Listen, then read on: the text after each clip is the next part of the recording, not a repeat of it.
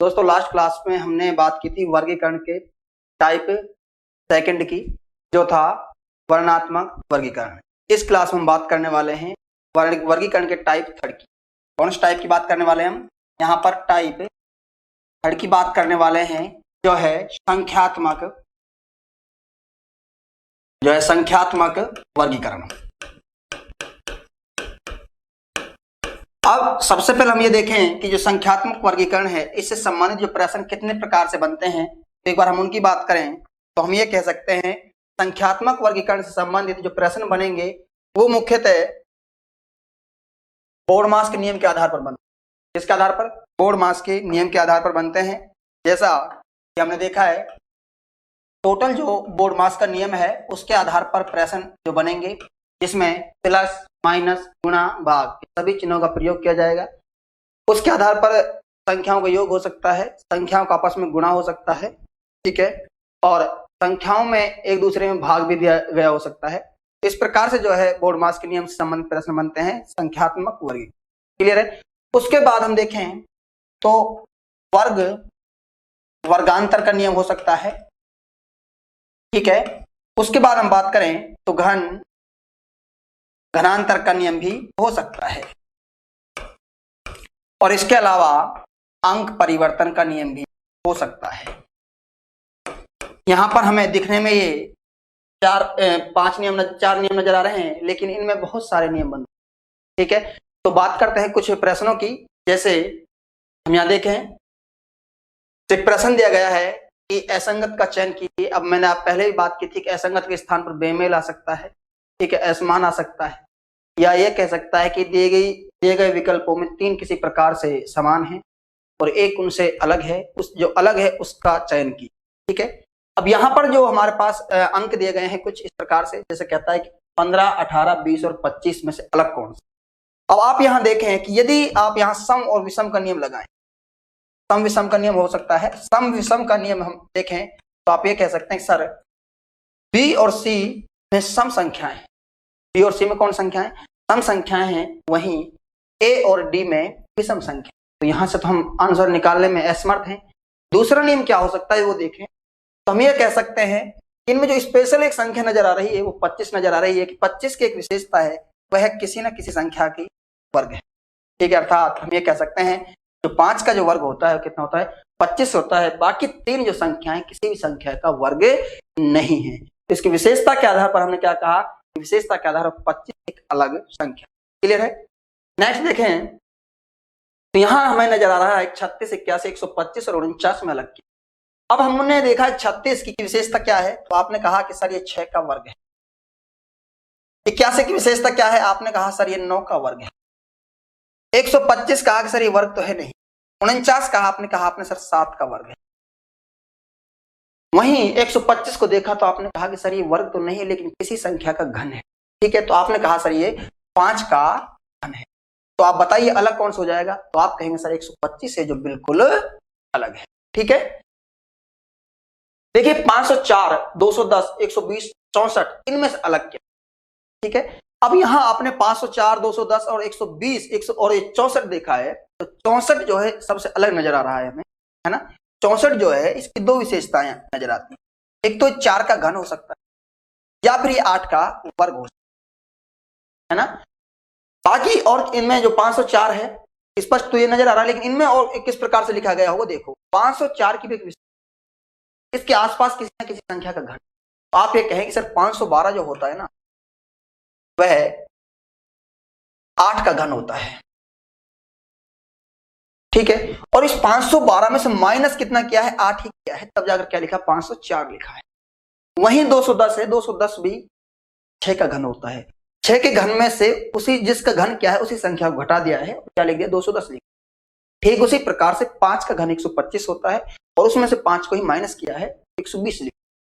लेकिन 64 है जो यहाँ पर 4 का घन किया है, 4 के घन में से -4 नहीं किया। अगर इनके साथ में संबंध बनाता है ये तो -4 कर देता, 60 लिखता, उसको जो उसने ज्यों का क्यों इसको 64 लिख दिया, इसका मतलब अलग यही है ना।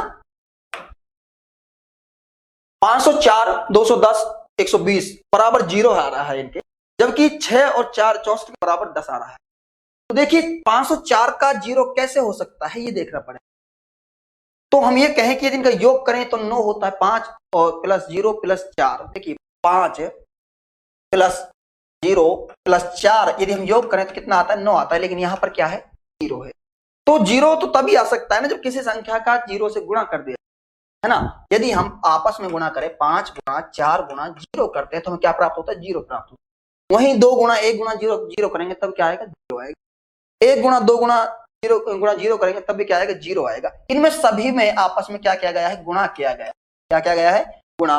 लेकिन यहां पर जो 64 है, 64 का जो है योग किया गया है, 6 और 4 कितने होते हैं, 10 होते हैं। अर्थात जो हमारा अलग हो जाएगा ऑप्शन है डी हो जाएगा। यहां देखिए 504 504 बराबर लिखा है 9। अब देखिए एक ही अंक थे, एक ही प्रकार के अंक थे। 500 यहाँ पर 504 था तो उसको 0 लिखा था। यहाँ पर 504 को क्या लिख दिया, यहाँ पर 9 लिख दिया है ना।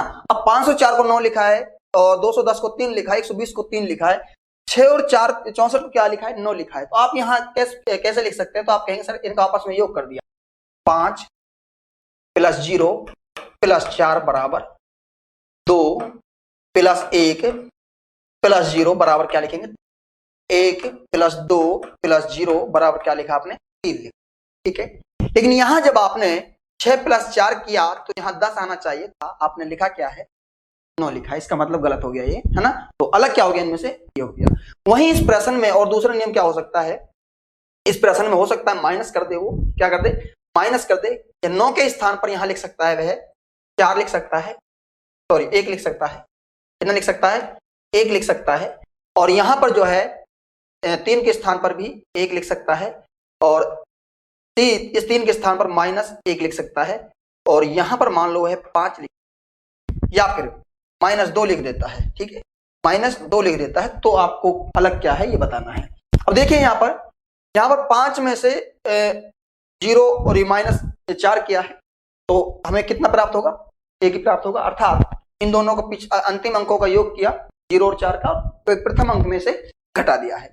वहीं प्रथम अंक क्या है, 2 है, अंतिम अंक क्या है, 1 और 0 है, तो 2 में से 1 जाएंगे तो 1 ही बचेगा। यहाँ प्रथम अंक 1 है, अंतिम अंक 2 और 0 है, दोनों का योग किया तो 2 प्राप्त हुआ। 1 में से यदि 2 माइनस करेंगे तो -1 बचेगा। क्लियर है। यहाँ हमारे पास 6 में से 4 जब माइनस करेंगे तो हमें प्राप्त होगा 2, लेकिन ये धनात्मक प्राप्त होगा। लेकिन यहाँ पर ऑप्शन में क्या दिया हुआ, ऋणात्मक दिया हुआ है, इसका मतलब अलग हमारा ये हो गया है ना। तो ऐसे भी प्रश्न परिवर्तित हो जाते हैं, उनका थोड़ा ध्यान रखना चाहिए हमें। आगे देखिए 504 बराबर 41 लिखा है। 504 बराबर क्या लिख दिया, 41 लिख दिया है। 210 बराबर 5 लिखा है, 120 बराबर 5 और 64 बराबर क्या लिखा है, 50 लिखा है। अब देखिए देखना है कि 504 को 41 कैसे लिख सकते। तो हम ये कहें कि 5 का वर्ग कर दें, कितना होता है, 25 होता है। 0 का वर्ग करें तो 0 होता है, और 4 का वर्ग करें तो प्लस 16 होता है। इन सभी का योग कर दें हम तो हमें प्राप्त होता है कितना, 41 प्राप्त होता है। यही यहां देखें 2 का वर्ग जो होता है वो 4 होता है। 2 का वर्ग कितना होता है, 4 होता है। 1 का वर्ग 1 होता है और 0 का वर्ग 0 होता है। इनका योग करें सभी का तो कितना हो प्राप्त होगा, 5 प्राप्त हुआ। यहां पर देखा हमने 1 का वर्ग 1 होता है, 2 का वर्ग 4 होता है, 0 का वर्ग 0 होता है। योग किया तो इनका हमें प्राप्त कितना हुआ, 5 प्राप्त हुआ। यही हम 6 का वर्ग देखें 36 और 4 का वर्ग होता है 16। अगर इनका हम योग करें तो हमें प्राप्त होना चाहिए कि 52 प्राप्त होने चाहिए, जबकि है क्या यहाँ पर 50। इसका मतलब अलग क्या हो गया है, डी ऑप्शन हो गया हमारा, है ना। तो 3 से अलग कौन सा है, डी ऑप्शन है। वहीं दूसरा नियम हो सकता है, इसमें घन और घनांतर का नियम भी हो सकता है कि घन के आधार पर किस प्रकार से कर सकता है।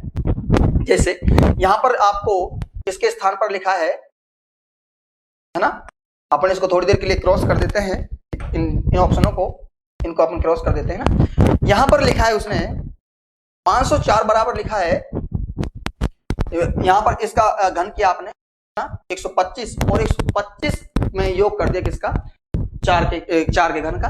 तो दोनों का योग करेंगे 125 और 64 का जब आप योग करेंगे 125 प्लस आप जब 64 करेंगे तो आप प्राप्त करेंगे 189 प्राप्त करेंगे।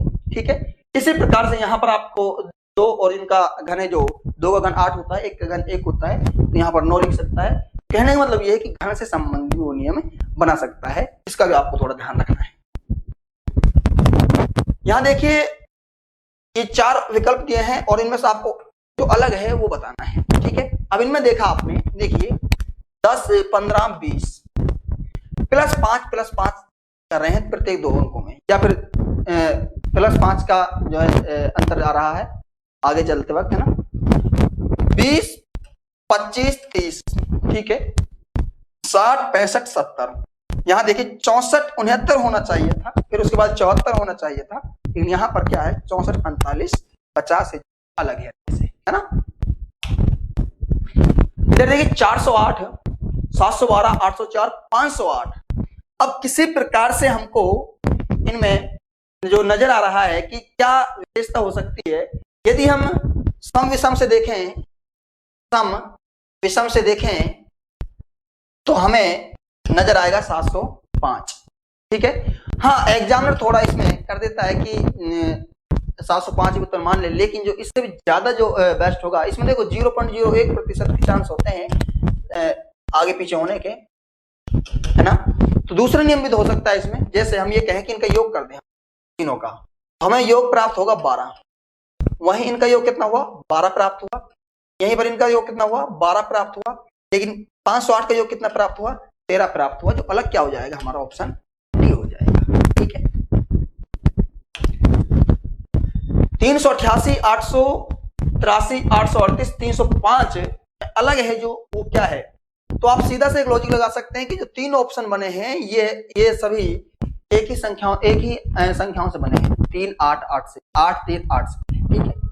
वहीं 305 में एक नई संख्या आई है, वो क्या है 5 संख्या आई है, ठीक है। अब यदि इनमें देखें हम दूसरा नियम देखें, तो इनको योग करें हम, 8 और 8 कितने होते हैं 16 होते हैं, +3 करें तो कितने हो जाते हैं हमारे पास जो है 19 हो जाते हैं, वहीं इनका योग भी 19 आता है, वहीं इनका योग कितना आएगा 19 आएगा, जबकि इसका योग कितना आता है 8 आता है। तो अलग कौन सा हुआ हमारा ऑप्शन डी हो जाता है, ठीक है। नेक्स्ट प्रश्न की बात करें तो देखिए 87, 15 को लिखता है 10, 937, उसके बाद 69, 72 को 81, 194, 84, 25 को 10, 647, 88, 42 को 10, 10, 2 लिखता है ना। अब अलग देखना है किस प्रकार से इसने लिखा होगा, तो देखो 8 को यदि हम देखें 10 लिख सकता है क्या, हाँ लिख तो सकता है, लेकिन कैसे लिख सकता है, यदि 8 में +2 कर तो लिख सकता है 10। 7 को 9 बिल्कुल लिख सकता है, 7 में हम प्लस कितने कर दें 2 कर दें तो कितना प्राप्त होगा 9 प्राप्त होगा। उसके बाद 1 को 3 लिख सकता है कि लिख सकता है 1 को 3, यदि हम इसमें 1 में +2 कर दें, है ना। अर्थात ये कह सकते हैं कि यहाँ पर +2 चल रहा है। अब यहाँ देखें हम 6 में +2 किया तो 8, 9 में +2 किया तो 11, 7 में +2 किया तो 9 और 2 में +2 किया तो 4 होंगे में, है ना।